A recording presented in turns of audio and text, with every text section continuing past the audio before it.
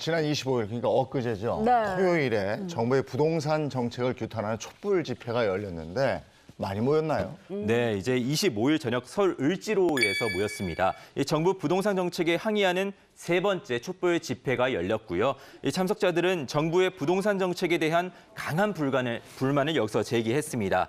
인터넷 카페 등 집회 주최 측은요, 6.17 소급 적용 강력 반대라고 크게 써놓은 현수막을 무대에 내걸었고요. 이 정부가 올려놓은 집값에 다주택자는 물론이고 실수요자들도 징벌적인 세금 폭탄을 물게 됐다고 비판을 했습니다. 또 임대차 3법이 전월세 값을 오히려 폭등시킬 거다 이렇게 비판하기도 했습니다. 네, 이 시위 참석자들은 주로 어떤 분들이시던가요? 네, 참석자분들은요, 주로 30대에서 60대의 다주택자 또는 임대사업자뿐만 아니라 1주택자도 있었습니다.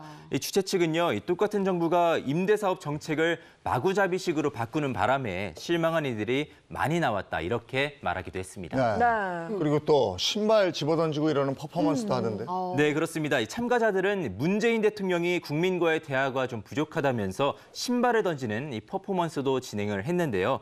문재인 대통령이라는 이름표가 붙은 사무용 의자를 향해서 신발을 던지면서 분노를 표출한 겁니다. 이들은 정부 대책의 위헌성을 주장하는 서명운동도 받아서요. 조만간에 헌법 소원까지 제기할 예정입니다. 네, 어제 정부가 공식 입장도 내놨잖아요.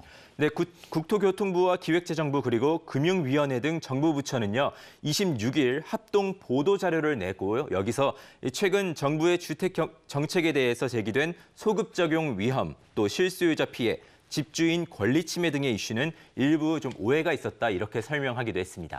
주로 어떤 내용이에요? 여기서는요, 정부는 주택 시장에 대한 투기 수요 유입을 차단을 하고 실수요자 중심의 공급을 확대한다는 기존의 입장을 재확인했고요.